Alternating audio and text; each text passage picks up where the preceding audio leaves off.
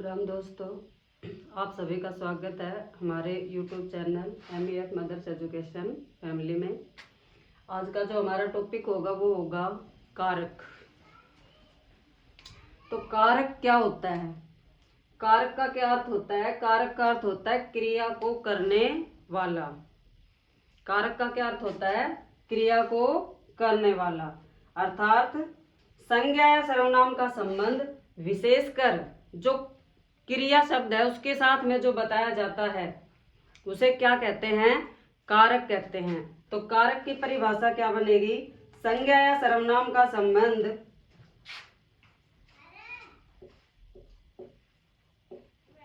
संज्ञा या सर्वनाम का संबंध किससे?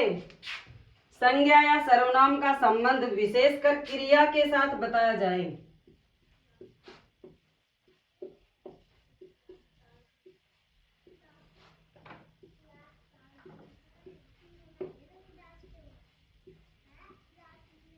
क्रिया के साथ बताया जाए।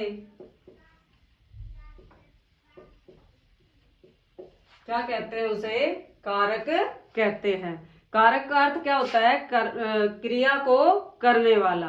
तो संज्ञा या सर्वनाम का जो संबंध है वो ज्यादातर विशेष करके किसके साथ बताया जाए? क्रिया के साथ बताया जाए। वो शब्द जो संबंध बताने वाला है वही क्या कहलाएगा? कारक कहलाएगा। इसके बाद आता है कारक के भेद। तो कारक के कितने भेद होते हैं? 8 भेद होते हैं। कितने भेद होते हैं? 8।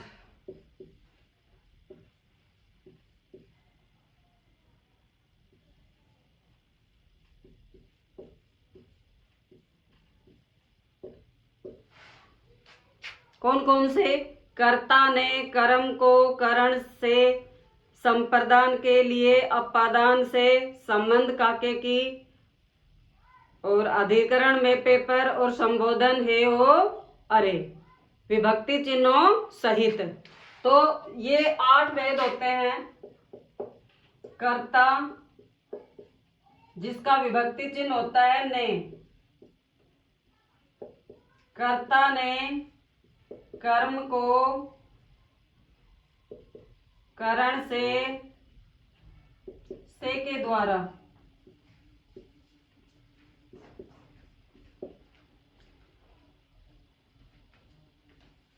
संप्रदान के लिए,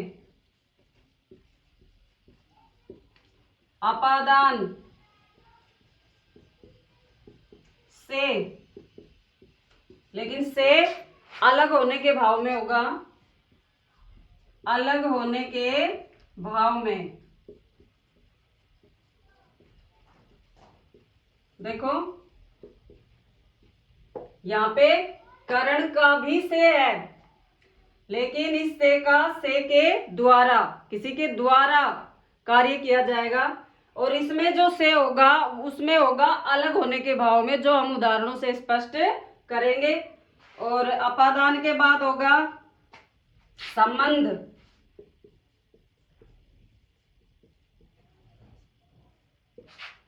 काके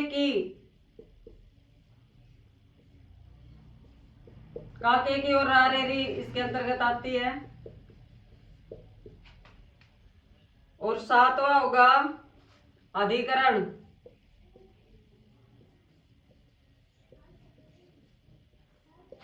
में पे पर। और 8वां होगा संबोधन।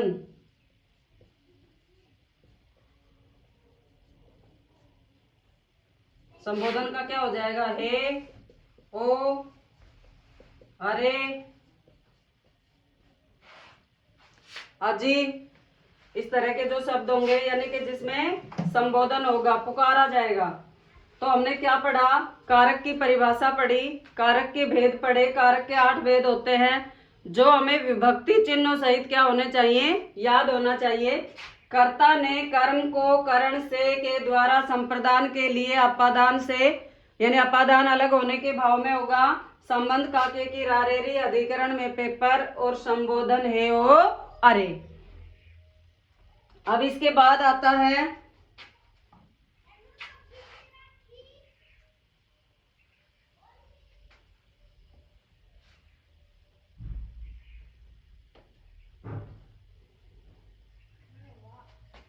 सबसे पहला कर्ता कारक।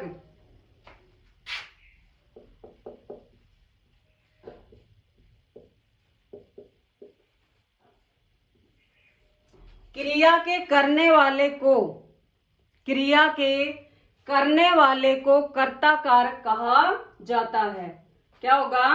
क्रिया के करने वाले को कर्ता कारक कहा जाता है। और इसका जो विभक्ति चिन्ह है वो हमने पढ़ा था कि क्या होता है? ने। कर्ता कारक का विभक्ति चिन्ह क्या होता है? ने होता है। और इसका जो प्रयोग है ना वो भूतकालीन क्रियाओं के साथ किया जाता है। भूतकालीन क्रिया के साथ किया जाएगा। और बाकी जो भविष्यकालीन है और वर्तमान काल है, इसकी क्रियाओं के साथ में कर्ता कारक का जो विभक्ति चिन्ह होता है ने, इसका प्रयोग नहीं होता है।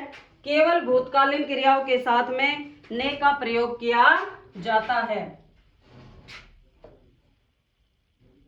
जैसे राम ने पत्र लिखा, लिखा ने का प्रयोग हुआ है। लिखा यानी कि भूतकाल में है। और जैसे जो वर्तमान काल का उदाहरण होगा वो सरिता गाना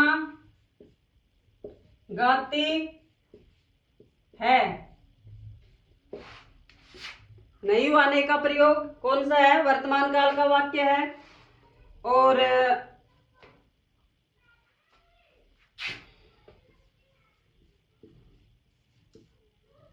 कृष्ण नाचता है, यहाँ पे ने का प्रयोग नहीं हुआ है।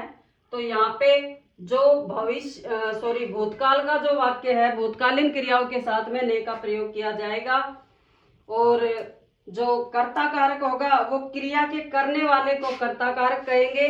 तो ये था हमारा कर्ता कारक। क्रिया में जो अनिवार्यता है, अनिवार्यता हो तो उसके साथ में को का प्रयोग करते हैं। यदि क्रिया में अनिवार्यता है तो उसके साथ भी को का प्रयोग करते हैं। इसके बाद आता है कर्म कारक।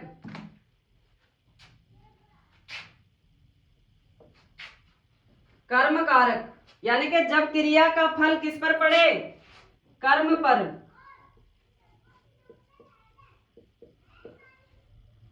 क्रिया का फल किस पर पड़े?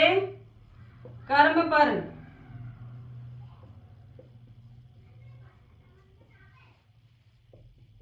क्रिया का फल जब कर्म पर पड़े तो वहां पर क्या होता है? कर्म कारक होता है। अब इसकी जो विभक्ति है, विभक्ति चिन्ह है, वो हमने पढ़ लिया कि कर्ता ने कर्म को होता है। इसका जो विभक्ति चिन्ह है वो क्या होगा? को होगा। और इसका प्रयोग केवल सजीव कर्म के साथ किया जाता है। सजीव कर्म के साथ में इस को का प्रयोग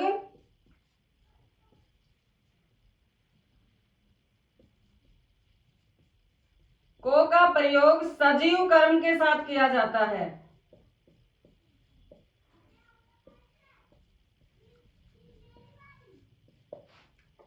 सजीव जिसमें प्राण हो, निर्जीव जो निष्प्राण हो। तो इस को का प्रयोग कैसे कर्म के साथ करेंगे? सजीव कर्म के साथ में इसका प्रयोग किया जाता है। निर्जीव कर्म के साथ को विभक्ति का प्रयोग नहीं होता है, ये ध्यान रखना है। सजीव कर्म के साथ में को विभक्ति का प्रयोग होगा। निर्जीव कर्म के साथ में को विभक्ति का प्रयोग नहीं होगा। जैसे जैसे उदाहरण के लिए, जैसे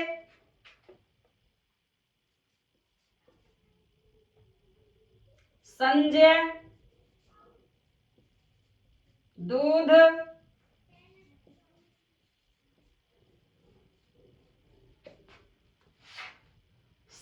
दूध पीता है।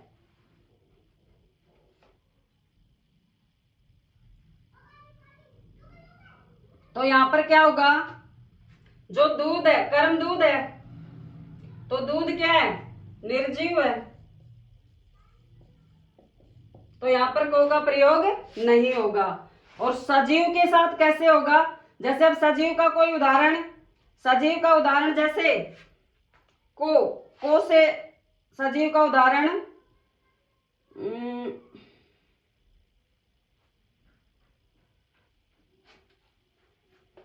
राम ने रावण को मारा। कर्म रावण है और रावण क्या है, सजीव है। तो सजीव के साथ में को का प्रयोग हुआ है। यहाँ दूध निर्जीव था इसलिए यहाँ पर को का प्रयोग नहीं हुआ, क्योंकि ये क्लियर हो चुका है कि सजीव कर्म के साथ में को विभक्ति का प्रयोग होगा और निर्जीव कर्म के साथ में को विभक्ति का प्रयोग नहीं होगा। तो ये था हमारा कर्म कारक।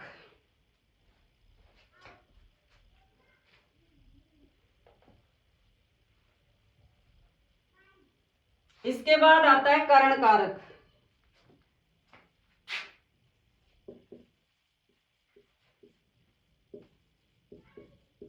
करण क्या था, इसका विभक्ति चिन्ह से के द्वारा। करण जो कारक था उसका जो विभक्ति चिन्ह था वो था से के द्वारा, यानी कि जब कर्ता कार्य करते समय जिन साधनों का प्रयोग करेगा वो करण कारक के अंतर्गत आएंगे। जैसे जैसे राम चाकू से सब्जी काटता है। तो यहाँ पे देखो सब्जी किसके द्वारा काटी जा रही है, चाकू से। तो चाकू यहाँ पे किसके उसमें प्रयोग हो रहा है, साधन के रूप में प्रयोग किया जा रहा है। तो कोमल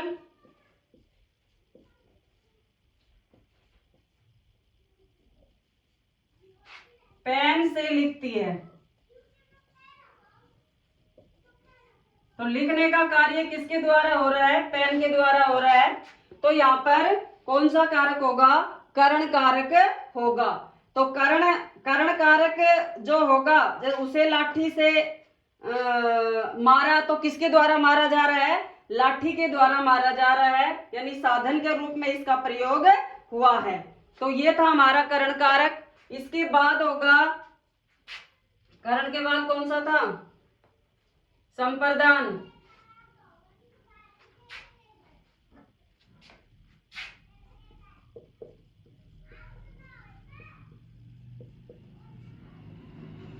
के लिए संप्रदान जो कारक होगा इसका जो विभक्ति चिन्ह होगा वो होगा के लिए, यानी संप्रदान शब्द का अर्थ होता है देना। जब कर्ता दूसरे के लिए क्रिया करता है ना, जब कर्ता दूसरे के लिए क्रिया करता है वहां पर संप्रदान कारक होगा, जिसका विभक्ति चिन्ह होता है के लिए। संप्रदान का ही अर्थ होता है देना। तो कर्ता दूसरे के लिए क्रिया करेगा वहां पर संप्रदान कारक होता है। इसकी विभक्ति के लिए होती है, के वास्ते होती है, इसकी विभक्ति होती है के खातिर है। और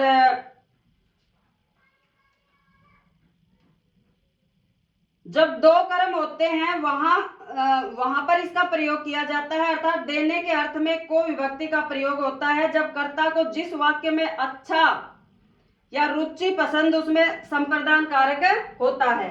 जैसे उदाहरण के लिए मोहन माँ के लिए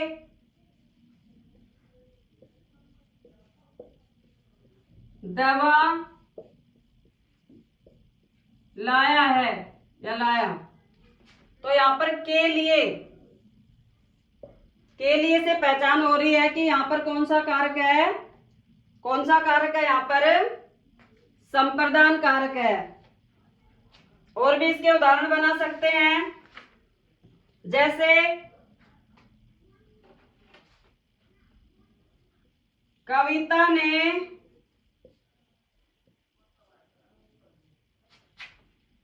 गीता को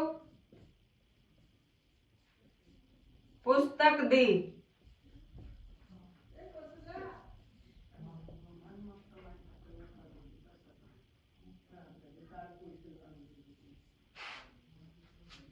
तो यहाँ पर क्या है, संप्रदान कारक है। कविता ने गीता के लिए, ठीक है, के लिए के अर्थ में इसका प्रयोग हुआ है।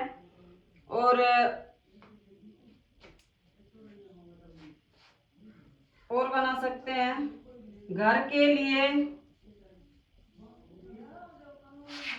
सामान मंगवाओ।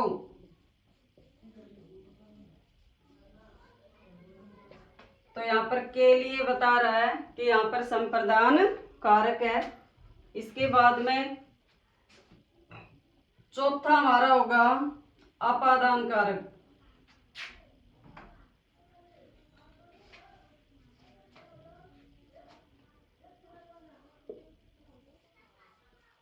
अपादान, इसका हमने विभक्ति चिन्ह पढ़ा था से, लेकिन से किसके अर्थ में था, अलग होने के भाव में था।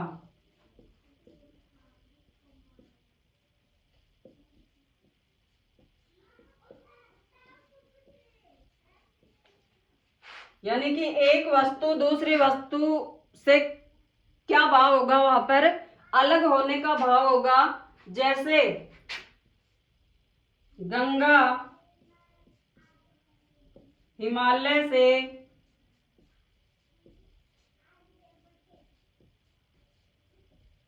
निकलती है।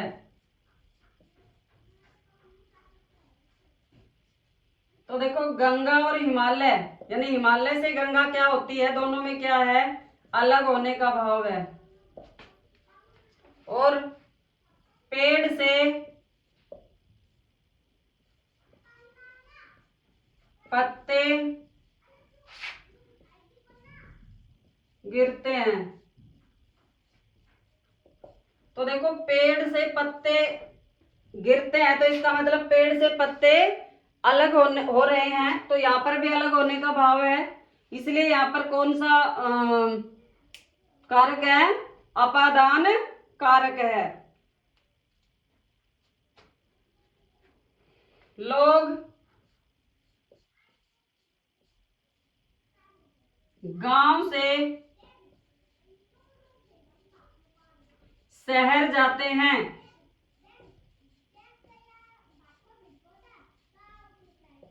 तो देखो गांव से शहर जाते हैं, तो गांव से शहर में, गांव से जब शहर जाते हैं तो गांव से लोगों का अलग होने का भाव यहाँ पर प्रकट हो रहा है।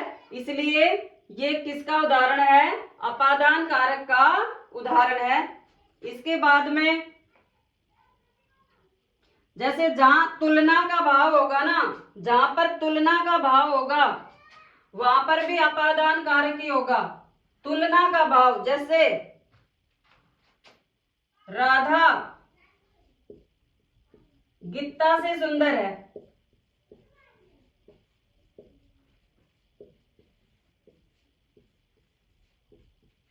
तो यहां पर कौन सा कारक होगा, जहां पर तुलना का भाव होगा तो वहां पर अपादान कारक होगा। दूसरा क्या होगा यहाँ पे, कि जहां पर डर या भय का भाव हो तो वहां पर भी अपादान कारक होगा। जैसे बालक शेर से डरता है, डरने का भाव जहां पर होगा, भय या डरने का भाव जहां पर होगा वहां पर भी अपादान कारक होगा। जैसे बालक शेर से डरता है। और जो अगला है वो होगा कि जहां लज्जा का भाव होता है वहां पर भी अपादान कारक होता है। जैसे बालक मेहमानों से शर्माते हैं, तो यहाँ पर लज्जा का भाव है, इसलिए यहाँ पर भी अपादान कारक होगा। इसके बाद आता है संबंध कारक।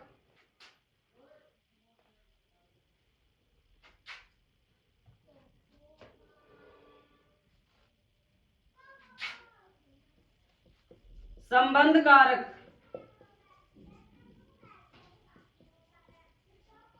जिसका विभक्ति चिन्ह काके की रारेरी हमने पढ़ा था।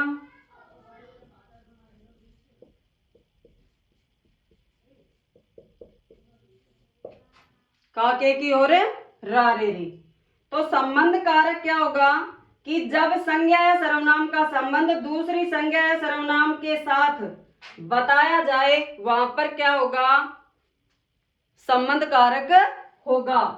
जब संज्ञा या सर्वनाम का संबंध दूसरे संज्ञा और सर्वनाम शब्दों से जब बताया जाता है तो वहां पर संबंध कारक होता है। संबंध कारक का जो विभक्ति चिन्ह है वो काके की और रारे री होगा। तो इसके जैसे उदाहरण है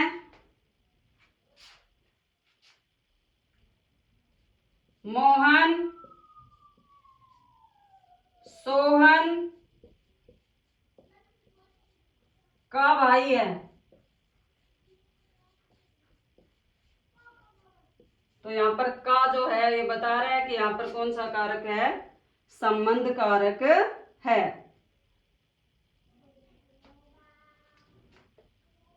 रारे भी बताया था, मेरी पुस्तक कहाँ है, मेरी बता रहा है कि यहाँ पर कौन सा कारक है, इससे कि यहाँ पर संबंध कारक है। इसके बाद जो सातवां था वो था हमारा अधिकरण। अधिकरण जिसका अर्थ था मैं पे पर, जिसका अर्थ क्या था, मैं पे पर। सातवां जो कारक था वो था अधिकरण कारक, यानी कि जहां क्रिया अपना आधार प्रकट करती है, जहां क्रिया अपना आधार प्रकट करती है यानी कि समय स्थान को निश्चित करती है, वहां पर कौन सा कारक होगा, अधिकरण कारक होगा।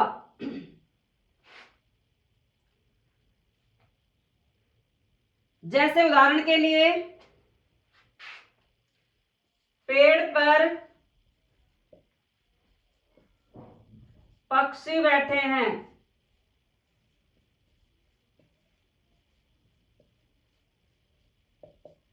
तो यहां पर जो शब्द है इससे पता चल रहा है कि यहां पर कौन सा कारक है, अधिकरण। कौन सा कारक है, अधिकरण। और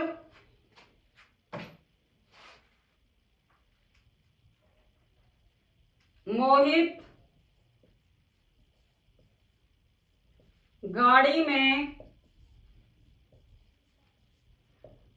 बैठा है,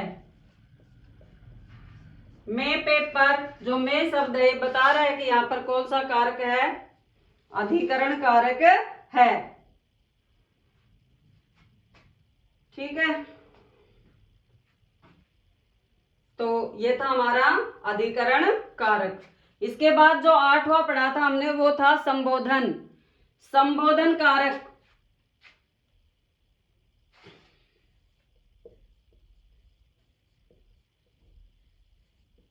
हे ओ अरे।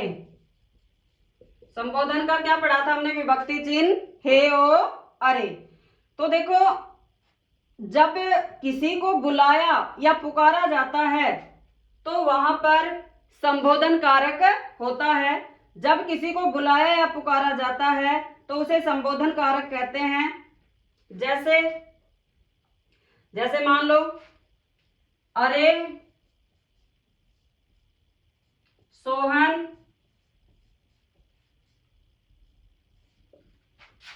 अरे सोहन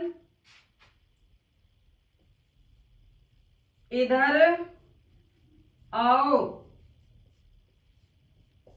अरे बता रहा है यहाँ पर कि यहाँ पर संबोधन कारक है। अरे सोहन इधर आओ। अजी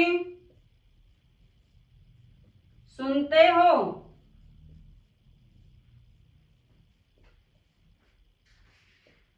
तो ये अजी है, पुकारा जा रहा है कि सुनते हो, तो यहाँ पर कौन सा कारक है? संबोधन कारक है। तो इस तरह से हम इन विभक्ति चिन्हों से और इनके उदाहरणों से स्पष्ट करेंगे कि कौन से वाक्य के अंदर कौन सा कारक है। तो कारक का जो टॉपिक है वो हमारा कंप्लीट होता है।